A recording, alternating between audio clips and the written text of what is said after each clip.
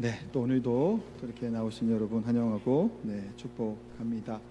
우리 오랜만에 또 옆에 분 한번 인사 한번 할까요?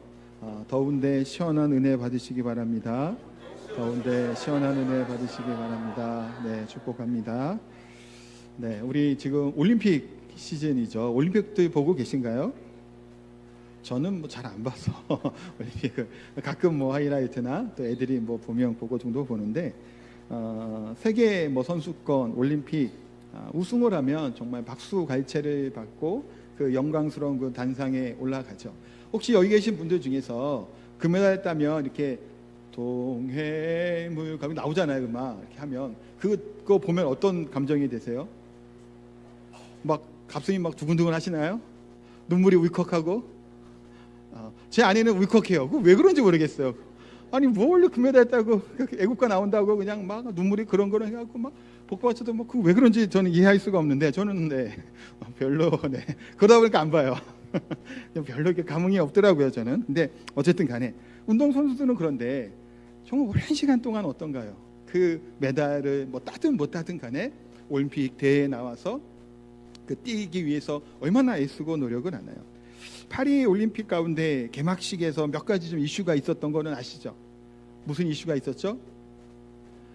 우리를 북한으로 부른 거요. 뭐 그건 별것 아닌 이슈예요. 우리에게는 뭐 그럴 수도 있죠. 근데 우리에게 좀 중요한 이슈 중에 몇 가지가 있었죠. 조금 신성모독이라고 한 얘기할 만큼 그 성만찬 그거를 이제 뭐 동성애자들이나 막 여러 게이들이나 그런 사람들로 포진해서 만찬장을 만드는 것을 이미지로 해갖고 막 전국 세계적으로 송치를 했죠.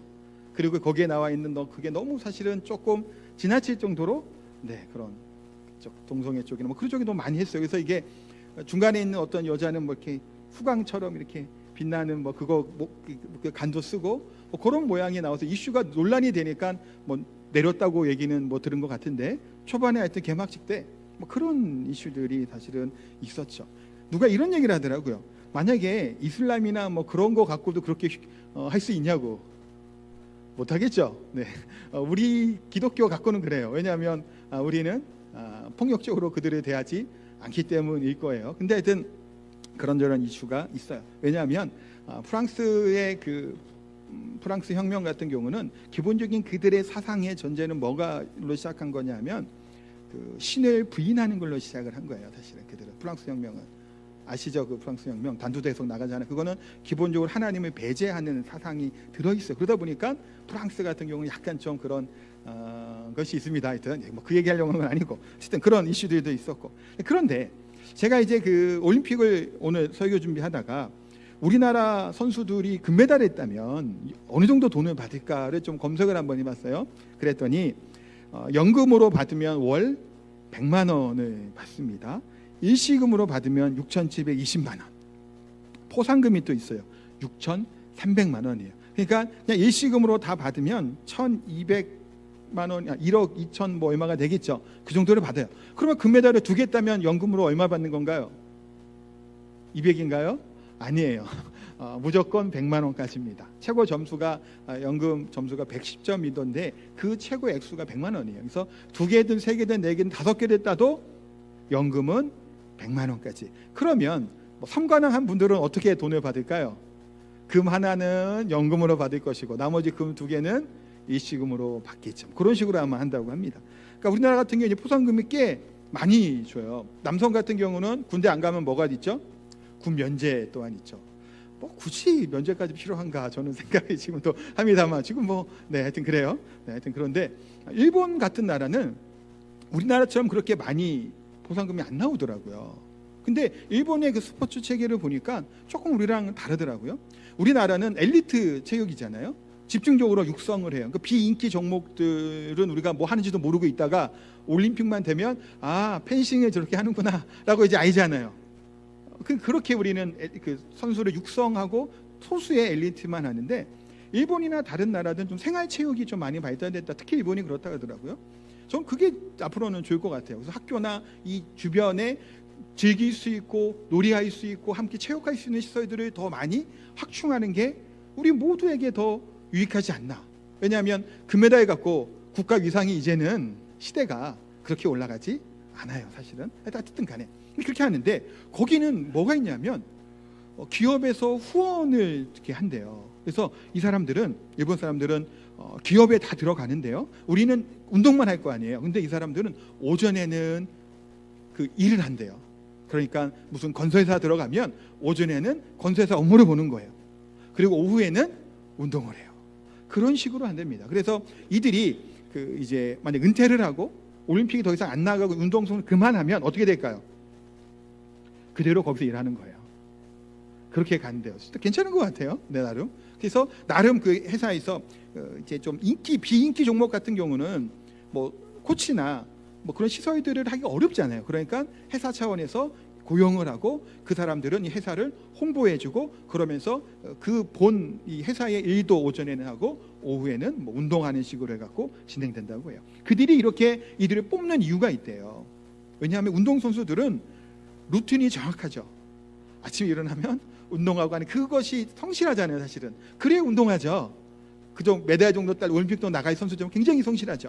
그렇기 때문에 자신의 회사에 혹시 퇴직 이후에 일을 맡기고 뭘 하더라도 그렇게 최선을 다해서 성실하게 한다라고 하는 기본 확신을 가지고 일본 같은 경우는 이제 이렇게 그 선수들을 후원해 준다라는 얘기를 들었는데 나름 그것도 좋은 방법이 아닐까 하는 생각도 한번 해보게 됩니다. 어쨌든 간에 할 얘기가 많은데 지금 앞에 너무 시간을 썼네요. 네. 근데 그 올림픽 선수들이 금메달을 했다고 이 영광의 단에 올라가서 애국가 울려 퍼지는 그 순간 얼마나 기쁘고 즐거운가요? 여기 계신 분들도 뭐 저는 뭐 그냥 그렇다고 했습니다만 다들 감격스러운 가운데 금메달을 따고 환호를 막 한단 말이에요. 그런데 우리 그리스도인들이 뭐를 소망하는 자들인가요? 바울 사도는 의의 면류관을 내가 사모한다고 기다린다고 얘기하죠. 하나님 나라에 있게 될 영광의 순간을 소망해요.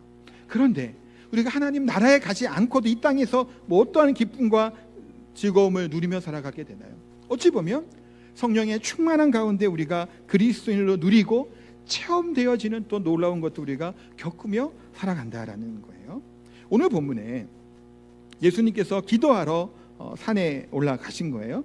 그건 뭘로 알 수 있냐면 누가복음에 보면 이제 기도하러 가셨다고 나와요. 1절 2절 말씀에 보면 엿새 후에 예수께서 누구누구 데려가시죠? 베드로와 야고보와 그의 형제 요한을 데리시고 높은 산으로 간 거예요. 어느 산인지는 정확하게 알 수는 없습니다. 여러 뭐 서의들이 있습니다. 그게 별로 중요하지는 않아요, 어떤 산인지는. 근데 높은 산으로 올라가요. 이 언젠가 이 시점이 엿새 후예요. 엿새 후. 엿새 후란 얘기는 앞에 무슨 사건이 있었죠? 예수님께서 제자들에게 물어보시죠. 사람들이 인자를 누구라 하느냐? 그리고 또 뭔 질문을 하시죠? 그러면 너희는 나를 누구라 하느냐라는 질문이 있었고, 주는 그리스도시요 살아계신 하나님의 아들입니다. 칭찬하시고 교회를 세우겠다고 말씀하시고, 그러면서 무슨 얘기를 하시죠? 그리스도임을 본인이 인정하셨잖아요, 예수님이. 그러면 하나님 나라, 그러니까 이스라엘의 왕이 되고 그 영광을 받을 것을 제자들은 고대했을 텐데 예수님은 뭘 얘기하시나요? 로마와 전쟁하거나 다투거나 그들을 몰아내는 것이 아니고 오히려 예루살렘에서 대제사장들과 서기관들에게 고난을 당하시고 십자가 위에서 죽으시고 사흘 만에 부활하실 것을 말씀하셨어요. 그게 뭐예요? 앞에 있었던 엿새 후라고 하는 그 앞에 사건이다라는 거예요. 자, 그러면 제자들 같은 경우 지금 이 상황 가운데 어떤 생각을 갖고 있었을까요? 예수님이, 그러니까 이 변화선 사건이라고 보통 얘기하는 게 오늘 본문이거든요. 왜 예수님이 이렇게 변모하셨을까? 왜 그런 모습으로 영광으로 나타나셨을까? 이유가 있단 말이에요. 그 이유 중에 하나는 제자들에게 있죠. 제자들 가운데는 두려움이 분명히 있어요. 뭐 혼란스러웠을 거예요. 왜냐하면 제자들은 예수님이 이스라엘의 왕이 되시고 로마를 몰아내시면 한 자리 차지하고 나름대로 이 악의 무리들과 싸우고자 하는 마음을 갖고 예수님을 쫓았단 말이에요. 예수님은 그 얘기를 하지 않고 고난당하고 죽으실 것을 이야기하신 거란 말이에요. 혼란스러운 이들의 상태였던 거예요. 그러니까 그런 상황 가운데 또 베드로가 어떤 일을 했나요? 예수님을 붙들고, 이 붙드는 게 그냥 잡는 거 아니라 그랬죠. 그래서 이끌어 가다, 이렇게 뭐 이렇게 구속해 끌고 가다라는 의미 갖고 있는 강력한 표현이란 말이에요. 그러니까 어떤 분은 이렇게도 얘기해요. 예수님 붙잡고 벽으로 콱 미치고 그렇게까지 했을까 모르겠습니다만 그 정도로 강한 어조로 예수님을 책망하는 베드로의 얘기까지 있었단 말이에요. 자, 그러면 예수님이 이 순간 뭐하러 산에 올라가셨을까요? 1차적으로는 기도하러 가셨겠죠. 무슨 기도의 내용이었을까요? 이 사단의 유혹들이 있죠. 베드로와 제자들, 수많은 사람들의 예수님 향한 기대가 있단 말이에요. 영광 가운데 그냥 계시기를 기대해요. 하나님의 아들로 신성을 가진 이분으로 살기를 원한단 말이에요. 그 기대 가운데 예수님 어떤 길을 걸어가셔야 돼요? 십자가 길을 걸어가셔야 되잖아요. 수많은 유혹들이 계속해서 예수님을 흔들어 놓을 거란 말이에요. 그때 예수님 기도의 내용은 분명히 아버지의 뜻대로 내가 이 길을 걸어가기 위해서 기도하셨을 것이고, 또 제자들 또한 시험에 들지 않고 넘어지지 않고 믿음 가운데 살기를 위해서 기도하며 그 자리에 올라가셨다라는 것을 보게 되죠. 기도의 내용 우리 또 생각해 보면 우리는 기도를 어떻게 하시나요? 물론 이제 후에 겟세마네 기도 때 한 번 더 기도 얘기하겠지만 어떻게 기도하시죠? 기도의 제목들이 있죠. 그 기도의 제목을 가지고 매일매일 때로는 기도합니다. 근데 때로는 뭘 가지고 다 기도하게 되냐면 우리들의 욕심을 어떨 때는 되게 나열을 할 때가 있어요. 이거 주세요, 이거 주세요, 이거 해주세요라고 막 기도의 제목을 나열을 합니다. 이거 안 들어주시면 어떻게 되는지 아냐고 막 그러면서 때로는 땡깡도 쓰고 뭐 하기도 하죠. 그런데 계속해서 이 기도의 수준이 올라가든가 깊어지게 되면 뭐 어떤 일이 일어나게 되는 걸까요? 나를 포기하고 내 생각을 내려놓고 우리 하나님의 뜻에 내 마음을 맞추는 기도로 바뀌어가는 거죠. 예수님의 기도처럼 내 원대로 마옵시고 하나님의 원대로 되기를 원하나이다 하는 기도로 바뀌어지게 된단 말이에요. 그렇기 때문에 그리스도인들은 아무리 절망스럽고 힘든 상황 가운데 있을지라도 하나님께 기도하고 찬양하고 말씀 가운데 살아갈 때 우리의 마음을 하나님이 뭐 해주실까요? 변화시켜 주시는 거예요.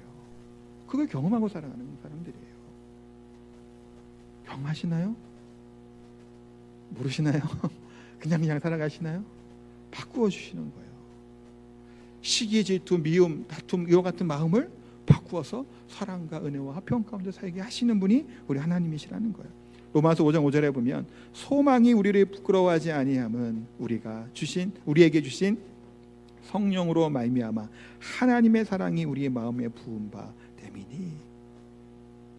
우리의 소망은 하나님의 사랑이 우리에게 부은 바 되는 이것을 겪을 때 고난 가운데 있을지라도 어떻게 하는 거예요? 낙심하지 아니하고 좌절하지 아니하고 우리 마음 가운데 뭐가 넘쳐 흐르게 되는 거예요? 평강과 은혜가 넘쳐나는 것이 우리 하나님의 사람이 누리는 특권이라는 거예요. 이거 특권이에요, 사실은. 베드로전서 1장 8절에도 말씀하죠. 예수를 너희가 보지 못하였으나 사랑하는도다. 이제도 보지 못하나 믿고 말할 수 없는 영광스러운 즐거움으로 우리를 기뻐하니. 그 영광의 분과 동참하게 된다는 거예요. 답답하고 고통스러움에도 불구하고 우리가 하나님 말씀 앞에 서게 되고 기도하는 가운데 서게 될 때 우리들의 눈물의 기도, 우리의 막 간절한 기도 가운데 하나님께서 우리를 어떻게 해주신 거예요? 성령을 부어주시고 충만케 해주심으로 그 이 현실에 있는 고통과 괴로움을 잊고 오히려 하나님의 영광을 바라보는 삶으로 살아가게 하시는 거예요. 그것이 나중에 이른 의의 면류관 이전에 이 땅에 살아간 우리들 또한도 금메달을 따든 은메달을 따든 그 단상이 있는 것 이상으로 하나님의 영광 가운데 동참하는 그 기쁨을 누리며 살아가는 것이 우리 하나님의 사람들이 누리는 특권과 하나님의 능력이라는 거예요. 이 은혜를 누리시기를 소망합니다. 기도할 때마다 하나님 바라볼 때마다 그네가 넘쳐 흐르셔야 돼요. 바울이 신라와 함께 빌립보에 복음을 전하러 갑니다. 순탄하게 복음을 전할 수 있었을까요? 그렇지 않아요. 사실은 바울이 갈라디아 지역 북쪽으로 가려고 했다가 성령께서 막으시고 환상을 보여주셔서 이 빌립보 지역, 마게도냐 지역으로 가게 했단 말이에요. 자, 그러면 보세요. 하나님의 그렇게 강한 역사가 일어났잖아요.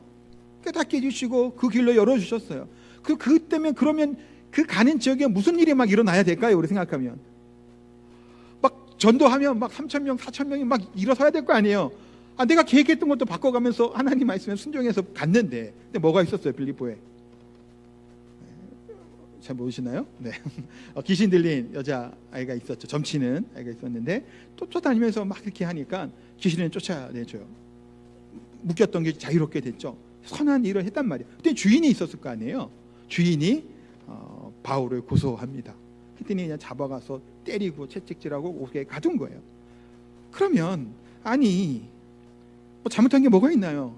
오히려 하나님의 뜻에 따라 생각했던 길이 아닌 다른 길로 이끄심의 대로 순종함으로 갔는데 거기에서 놀라운 역사와 이적들이 일어나야 되는데 오히려 매를 맞고 감옥에 갇혔단 말이에요. 근데 바울은 그 가운데 감옥에서 뭐 하나요? 하나님께 기도하며 하나님을 찬양해요. 성령이 충만한 가운데 하나님을 찬양합니다. 기뻐하는 것을 하나님 찬양해요. 그때 무슨 일을 하게 되죠? 묶였던 사슬이 다 끊어지고 옥문이 열리는 일이 놀라운 일이 일어나게 되는 거예요. 그런데 옥문이 열리는 게 중요한 게 아니에요. 안 나가잖아요. 바울은 막 열렸는데 그게 중요한 게 아니에요. 그 가운데 감옥에서 뭐 한 거예요? 하나님 기쁨이 충만한 성령이 충만한 가운데 하나님을 예배하고 찬양하고 노래했던 것이 중요한 거예요. 그 이후에는 부차적으로 옥문이 열린 거죠. 물론 안 나갔지만 안 나감으로 말미암아 간수들이 또 구원받는 놀라운 일들을 겪게 하셨단 말이에요. 그러니까 우리 그리스도인들이 성령의 충만함이 성령의 은혜들이 체험되는 놀라운 것들을 경험하면서 살아가는 자들이란 말이에요.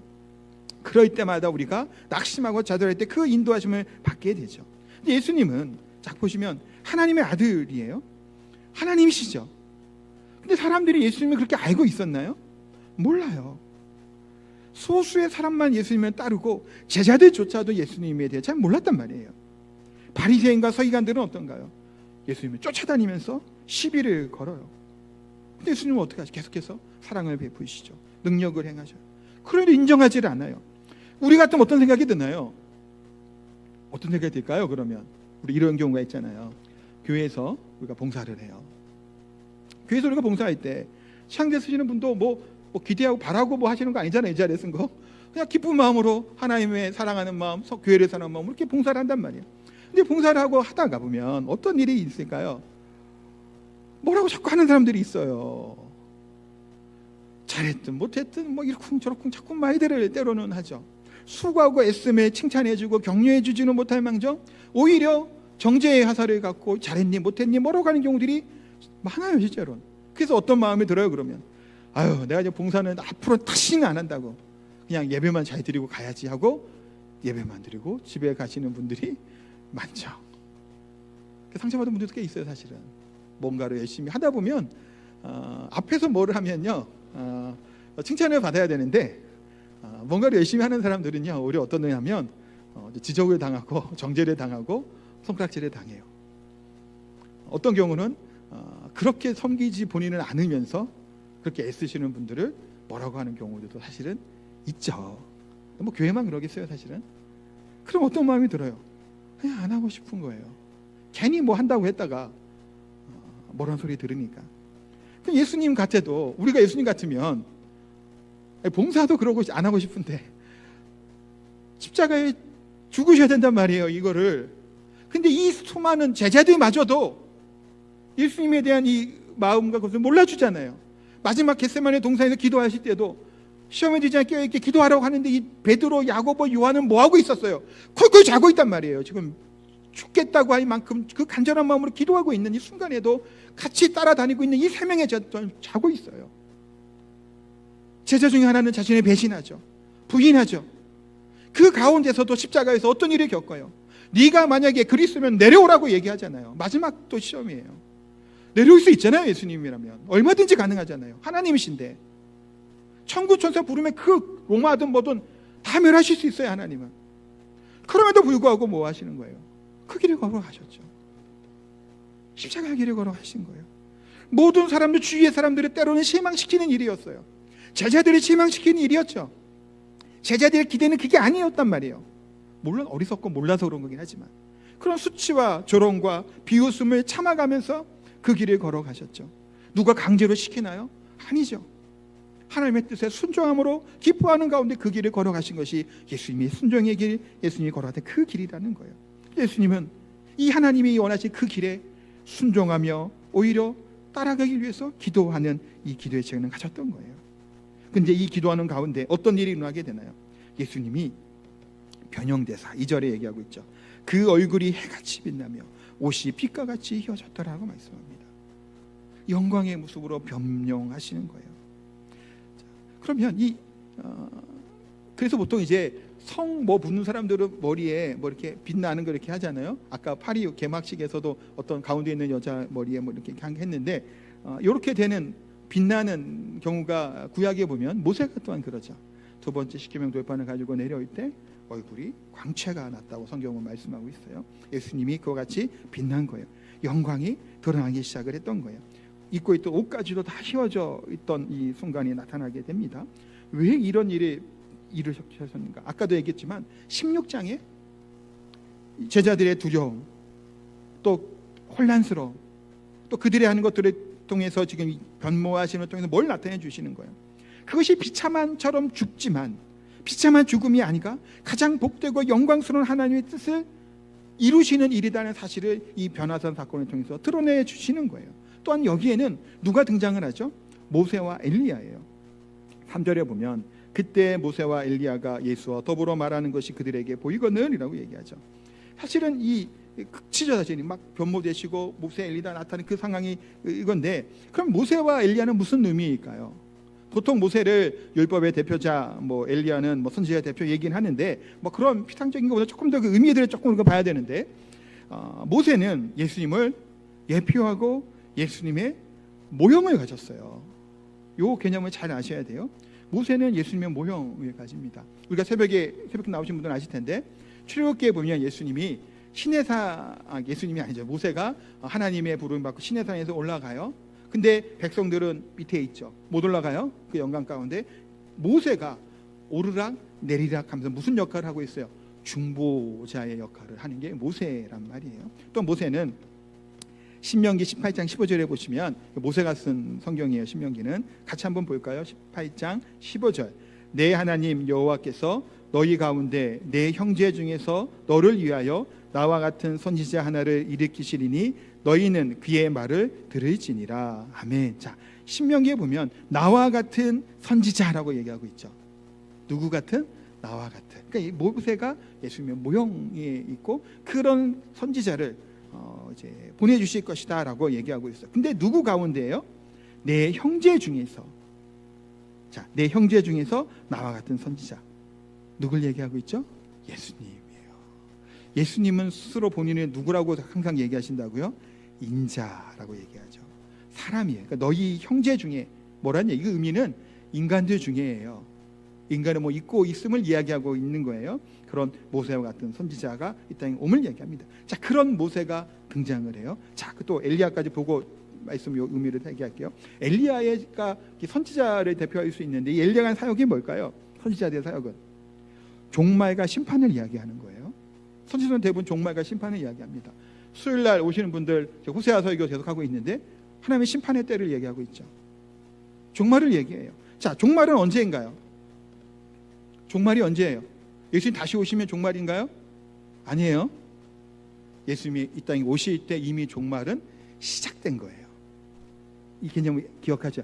예수님이 이 땅에 초림하셨을 때 이미 종말과 심판은 시작이 된 거고 이것이 완성되는 것이 재림 때 이루어지는 거예요. 그러니까 구약의 선지자들이 얘기했던 메시아 그리스도가 이 땅에 오셔서 이 땅의 종말과 심판이 있게 되면 얘기했던 이 사람이 누구라는 거예요? 예수님이라는 거예요. 모세가 나와 같은 선지자 얘기했죠. 그 누구라는 거예요? 예수님이라는 거예요. 그래서 모세와 엘리야가 나타나서 이 광경이 뭐냐면 그 구약에서 얘기했던 이 메시아가 바로 예수 그리스도라는 것은 확증해 주는 사건이 바로 변화산 사건이에요. 그냥 이것이 변모된 것이 아니라는 거예요.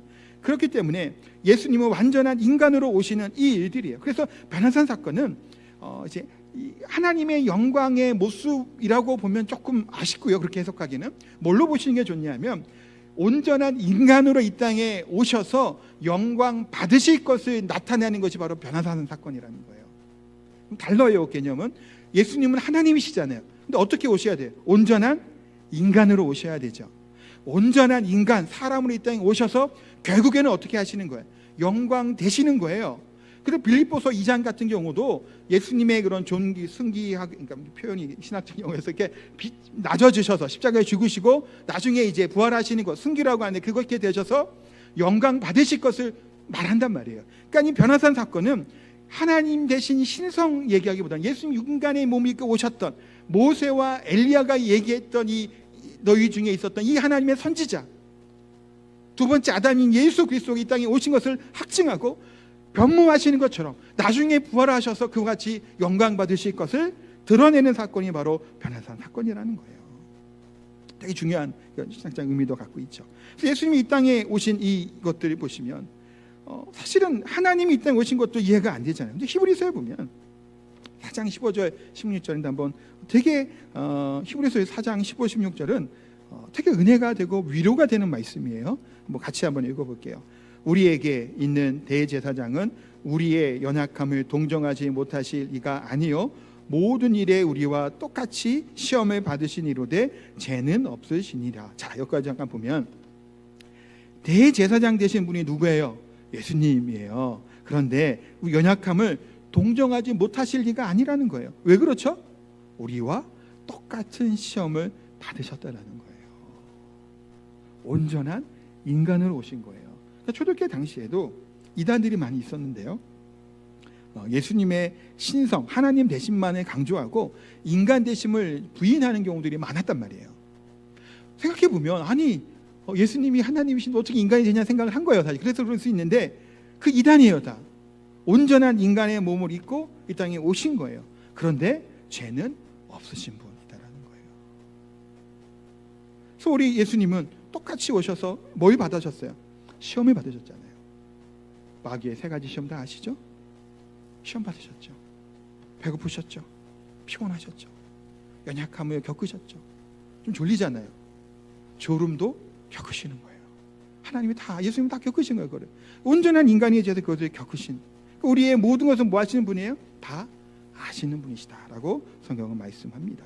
그런 예수님이 우리를 대신하여 십자가에 죽으시죠.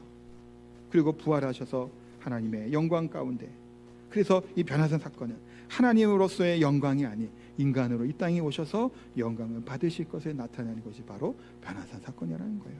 우리를 대속하기 위한 하나님의 긍휼하신 사랑이죠. 자, 그런데 시간은 좀 됐습니다만 여기서 다음에 우리가 그 다음 스텝이 있어요. 왜냐하면 5절에 보니까 하나님의 음성이 들리죠. 5절 한번 같이 볼까요?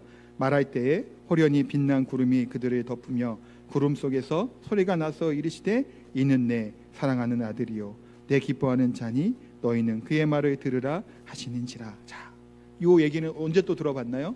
세례 받으실 때, 그렇죠? 물 위에 올라오실 때 이는 내 사랑하는 아들이요 내 기뻐하는 자라 너희는 그의 말을 들으라라고 말씀했습니다. 자, 그러면 베드로와 이 제자들, 이 세 명, 베드로와 포함한 3명의 제자들은 지금 어떤 광경을 지금 목격을 한 건가요? 정말 이루 말할 수 없는 충격적인 이 황야의 영광과 이 기쁨을 누린 거예요. 베드로와 야고보와 요한 같은 경우는. 그래서 4절에 보면 베드로가 이 얘기를 하잖아요. 여기가 좋으니까 여기에 초막 짓고 예수님을 위해서, 모세를 위해서, 엘리야를 위해 하겠습니까? 라고 막 얘기해요. 그만큼 자기 말이 뭔 말인지도 모르는 이 황야과 기쁨을 뭐 이루 말할 수 없는 광경에 목격한 거예요. 상상할 수 없는 것들을 체험한 거예요. 그러니까 인간이 경험하지 못할 만한 것을 경험했죠. 사실은. 그러니까 하나님의 소리까지 막 들어요. 내 사랑하는 아들이여 내 기뻐하는 자라 그의 말을 들으라 하니까 심히 두려워 떨고 뭐 이렇게 6절 번개 얘기하고 두려워하죠. 그때 예수님께서 그들에게 손을 대시며 7절에 보면 이르시되 일어나 두려워하지 말라 하시니 8절에 볼까요? 제자들이 눈을 들고 보매 오직 예수 외에는 아무도 보이지 아니하더라. 누구만 남아 있는 건가요? 예수님만이에요. 모세든 엘리야든 환한 강체든 이 환상적인 것들 뭐 대단한 거예요. 다 대단한 건데 그것이 남아 있는 건 오직 누구만? 오직 구속하신 우리 주님만 남아 있는 것을 경험하게 되는 겁니다. 이때 제자들은 또 궁금해 물어보죠. 그러면 그건 그리스도인 건 알겠네. 그러면 엘리야가 온다고 했는데 어떻게 했습니까? 또 물어봐요. 엘리야가 누구죠? 누구신가요? 엘리야가 누군가요? 우리 지금까지 계속 마태복음 봤는데 모르시면 안 되죠. 앞에 다 나왔잖아요. 세례 요한이잖아요. 그래서 예수님께서 이제 말씀하시죠.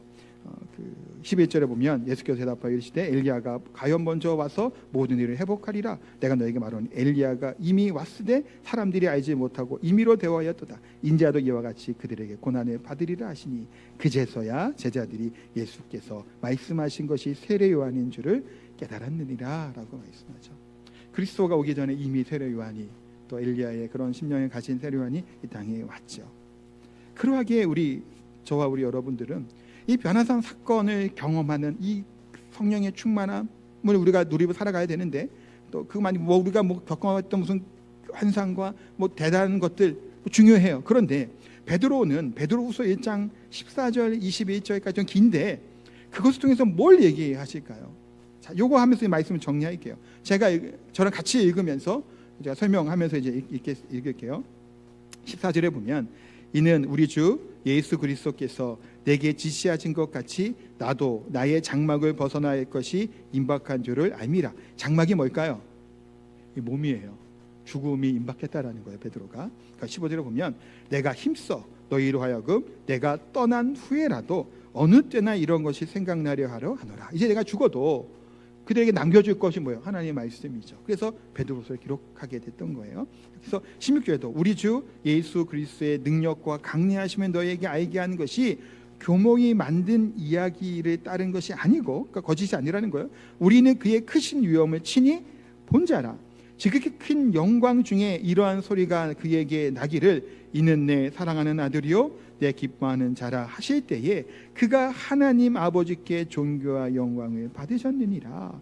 이 얘기가 뭔가요? 지금 오늘 본문에 그 얘기를 지금 베드로가 하고 있는 거예요. 내가 그것을 경험하고 봤다라는 것을 이야기하죠. 거짓이 아니라는 거예요. 근데 이 소리는 우리가 그와 함께 거룩한 산에 있을 때에 하늘로부터 난 것을 들은 것이다. 자, 근데 19절이 중요합니다. 19절부터 뒤에가 또 우리에게는 더 확실한 예언이 있어. 자, 베드로는 이 변화산 사건의 영광의 강경을 경험했어요. 목격했단 말이에요. 목격했는데 그보다 더한 것이 있다고 얘기하고 있죠. 뭐가 있다는 거예요? 더 확실한 예언이 있다라는 거예요. 이게 뭘 얘기하는 거예요? 예언이 하나님의 말씀이에요.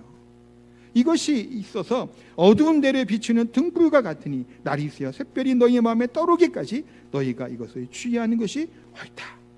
이 예언을 그래서 먼저 알 것은 성경의 모든 예언은 사사로이 풀 것이 아니니 예언은 언제든지 사람의 뜻으로 난 것이 아니요 오직 성령의 감동하심을 받은 사람들이 하나님께 받아 말한 것임이니라. 아멘. 성경은 뭐예요? 사사로이 기록된 것이 아니에요. 성령께서 기록하신, 성령께서 알려주신 것을 받아서 말한 것이 하나님의 말씀 성경이에요. 베드로는 이 하나님 말씀 때문에 자기가 높은 산에서 보았던 이 환상, 체험 얼마나 대단했나요? 사실은 여기가 좁사오니 할 만큼 대단했어요. 그것보다도 뭐가 더 중요하다라는 거예요. 이 예언의 말씀이 더 중요하다라고 말씀하고 있죠. 우리에게 중요한 것이 뭔가요? 특별한 이적들, 환상들, 뭔가를 보는 그것일까요? 그게 물론 도움이 되죠. 그러나 그것보다 더 중요한 것이 뭐라는 거예요? 하나님의 말씀이라는 거예요. 환상은, 모세는, 엘리야는 다 사라지고 오직 누구만 남아요? 예수 그리스도만 남죠. 하나님의 말씀만이 남는 거예요. 신명기 18장 15절에 뭐라고 여기서 말씀했나요? 신명기에서도 내 하나님 여호와께서 너희 가운데 내 형제 중에 너를 위하여 나와 같은 선지자 나를 일으키시리니 너희는 그의 말을 들을지니라. 내 사랑하는 자라, 내 기뻐하는 자라, 하나님께서 너희는 그의 말을 들을지어다. 반복하고 있죠. 제가 누구의 말을 듣는 건가요? 하나님의 말씀, 예수님의 말씀을 들으라고 말씀하고 있습니다. 사랑하는 성도 여러분, 우리가 살아가는 우리의 삶 가운데 우리가 겪는 여러 가지 경험들 중요해요. 사실은 중요하죠. 특별한 하나님께서 보여주신 뭔가가 있을 수 있겠죠. 그것도 중요할 수 있어요. 그런데 그 모든 것들보다도 뭐가 더 중요해요? 하나님의 말씀에 순종하고 하나님의 말씀이 중요하다는 거예요. 이 성경 말씀은 사사로이 푼 것이 아니에요. 하나님 신 이 말씀이 그냥 책이라고 여기시면 안 돼요. 물론 이거 자체는 책이지만 이 안에 기록된 것은 누가 기록하게 하신 거예요? 성령 하나님께서 기록하게 하셨던 하나님의 예언의 말씀이에요. 그러니까 우리에게 가장 우선되는 것은 이 말씀을 듣고 순종하며 오직 예수님만 바라보며 사랑하는 삶이라는 거예요. 그것을 우리에게 알려주고 있죠. 주님 다시 오실 그때까지 순결한 처녀와 같은 모습으로 우리 예수님의 말씀을 쫓고 또 따르며 살아가게 되는 저 우리 성도님 다 되시길 예수님 이름으로 축복하고 기도합니다. 우리 찬양하겠습니다. 우리 주님 말씀하시면 함께 찬양합니다.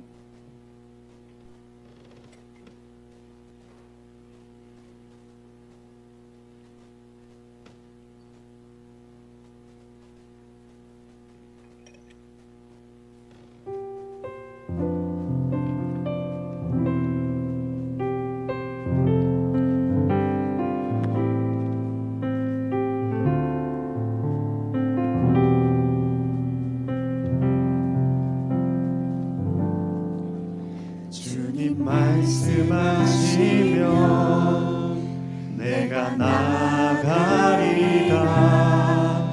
주님 뜻이 아니면 내가 멈춰서리다. 나의 가고성으로 주님 뜻에 있으니 오 주님 나를 이끄소서.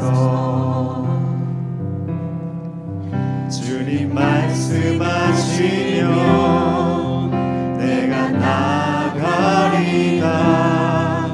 주님 뜻이 아니면 내가 멈춰서리다. 나의 가고성으로 주님 뜻에 있으니 오 주님 나를 이끄소서.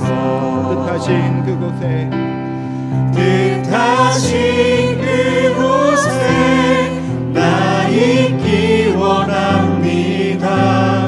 이끄시는 대로 순종하며 살리니 연약한 내 영혼 통하여 일하소서. 주님 나라와 그 뜻을 위하여 뜻하신 그곳에 나 있기 원합니다. 이끄시는 대로 순종하며 살리니 연약한 내 영혼 통하여 일하소서. 주님 나라와 그 뜻을 위하여 오 주님 나를 이끄소서. 같이 한번 기도하겠습니다. 시작 기도 들으실 때 우리에게 또한 우리의 삶 가운데 있는 것은 오직 예수님밖에 없는 줄 압니다. 우리들이 경험한 것들, 우리들이 배운 것들, 우리들의 지식들, 우리들이 본 그런 모든 것들 때로는 도움이 될지 몰라도 그것은 사실 없어져 버리고 말 것인 줄 압니다. 오직 구속하신 우리 예수님만이 남은 줄 압니다. 오직 예수님만 바라보게 하여 주옵소서 기도했으면 좋겠고, 또한 기도할 것은 그래서 하나님께서 주신 이 예수님의 이런 말씀, 이 말씀대로만 순종하게 하여 주옵소서. 말씀에 이끄시는 대로 살게 하여 주옵소서. 순종하는 자로 하나님의 영광을 드러내는 삶 살게 하여 주옵소서. 오늘 말씀을 기억하면서 이 두 가지를 놓고 합심해서 기도하도록 합니다. 기도하겠습니다. 하나님 시간 기도합니다. 주여 하나님 영광은 하나님 가운데 살게 하여 주옵소서. 오직 구속하신 우리 예수님만을 바라보게 하여 주옵소서. 내 생각과 내 판단과 내 행동과 내 배운 것들이 하나님 앞에 서지 않게 하여 주시고 오직 주님만을 바라보며 우리 가운데 살게 하여 주옵소서. 하나님의 뜻이, 하나님의 말씀이 하나님 그 가운데 드러나게 되길 소망합니다. 하나님 순종하는 자의 삶을 살게 하여 주옵소서. 하나님 내 가운데 살게 하여 주옵소서. 하나님의 뜻이 하나님 가운데 주여 하나님 순종하는 자 이끄신 데 살게 하여 주옵소서.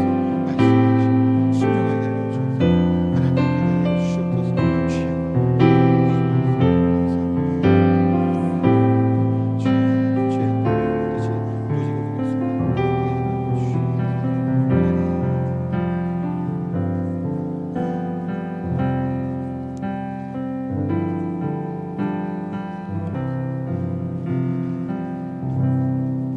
거룩하고 존귀하신 하나님, 오직 예수 그리스도만이 우리 삶 가운데 드러나게 되기를 소망합니다.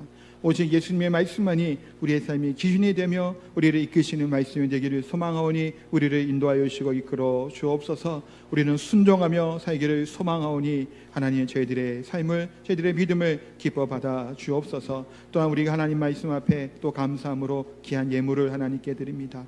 드려진 예물 가운데 하나님 은혜와 복을 더하여 주시고 예물을 또 헌금을 드릴 뿐만이 아니라 우리의 시간과 마음과 생각과 모든 것들 하나님께 드리는 헌신의 사람, 믿음의 사람이 다 될 수 있도록 은혜 베풀어 주옵소서. 이 귀한 예물을 통해서 하나님 나라가 또 몸된 교회가 하나님의 기뻐하시는 영광 가운데 사용되게 하여 주옵소서. 우리 사랑하는 성도들 여러 가지 기도의 제목을 가지고 또 연약한 가운데 또 괴로움 가운데 고통 가운데 하나님 앞에 나옵니다.